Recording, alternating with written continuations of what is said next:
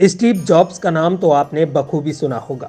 Steve jobs Apple के मालिक थे। ऐसा कहा जाता है कि जब इनकी मृत्यु हुई तो इनके तकिए के नीचे एक ऐसे इंसान की तस्वीर थी जो कि हमारे भारत देश के ही रहने वाले थे, जिन्हें लोग बाबा नीम करौली के नाम से जानते थे। और लोग बाबा नीम करौली को बजरंगबली का अवतार मानते थे। अगर हम बात करें बाबा नीम करौली की, तो बाबा नीम करौली को सिर्फ स्टीव जॉब्स ही नहीं बल्कि फेसबुक जैसे प्लेटफॉर्म के मालिक से लेकर बड़े बड़े बॉलीवुड सितारे भी अपना गुरु मानते थे। बाबा नीम करौली ने कई अद्भुत चमत्कार किए।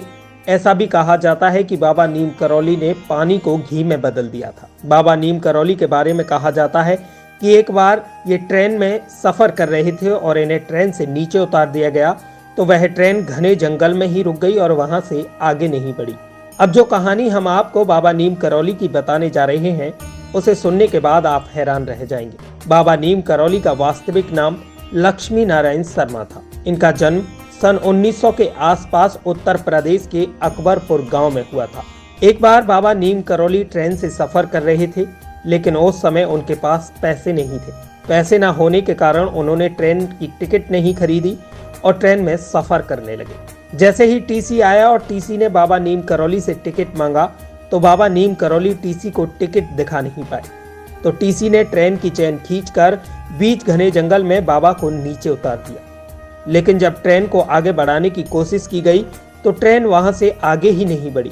उस ट्रेन में बाबा नीम करौली का ही कोई भक्त सवार था, जो बाबा नीम करौली के बारे में जानता था, और उसने टीसी को सारी बात बता दी। तब टीसी और ट्रेन चालक द्वारा बाबा नीम करौली से माफी मांगी जाती है और उनसे ट्रेन में चढ़ने का निवेदन किया गया।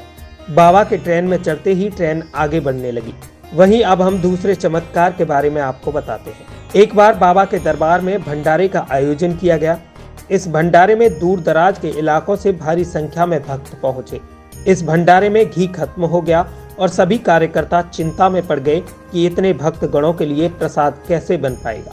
और यह बात जब बाबा नीम करौली को पता चली, तो बाबा ने कुछ लोगों को अपने पास बुला लिया और पास में ही बह रही नदी से पानी भरकर लाने को कहा। जब वह लोग पानी भरकर लाए तो वह पानी घी में बदल गया। अब आपको बाबा नीम करौली का एक सबसे बड़ा चमत्कार बताने जा रहे हैं। एक दंपत्ति बाबा नीम करौली के बहुत बड़े भक्त थे और उनका एक बेटा भूटान में सेना में तैनात था और वहां भयंकर युद्ध चल रहा था। काफी समय बीत जाने के बाद भी बेटा वापस नहीं लौटा, जिससे दंपत्ति बेहद परेशान थे। एक दिन बाबा नीम करौली अचानक उन दंपत्ति के घर पहुंच जाते हैं और जैसे ही उन दंपत्ति ने देखा कि बाबा स्वयं चलकर हमारे घर पधारे हैं, तो दंपत्ति हैरान रह गए। दंपत्ति सोचने लगे कि अब बाबा का सम्मान कैसे किया जाए, लेकिन उनके पास जो भी था बाबा को खाने के लिए दे दिया। और जब बाबा नीम करौली ने उनसे कहा कि आज रात मैं तुम्हारे घर ही आराम करूंगा, तो दंपत्ति ने बाबा के सोने के लिए एक बिस्तर लगा दिया और बाबा उस बिस्तर पर आराम करने लगे। लेकिन अचानक बाबा बड़ी तेज तेज कराहने लगते हैं और यह देख दंपत्ति हैरान रह जाते हैं और बाबा सारी रात दर्द से तड़पते रहे। जब सुबह हुई तो बाबा ने वह कंबल लपेटकर दंपत्ति को दे दिया और दंपत्ति से कहा कि इसे खोलकर मत देखना और इसको गंगा नदी में बहा देना। बाबा के कहे अनुसार दंपत्ति जब उस कंबल को नदी में बहाने के लिए जा रहे थे, तब उन्हें ऐसा लगा था कि उसमें कुछ लोहे की चीज हो जो बज रही हो और भारी है, लेकिन बाबा के कहे अनुसार कंबल को खोलकर नहीं देखना था। दंपत्ति ने उस कंबल को बिना खोले ही नदी में बहा दिया और करीब 1 महीने बाद उन दंपत्ति का बेटा घर वापस आ जाता है।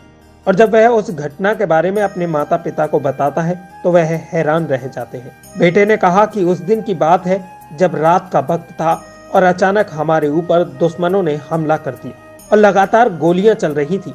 मेरे जितने भी साथी थे सभी मारे गए, लेकिन पता नहीं मुझे एक भी गोली क्यों नहीं छू पाई।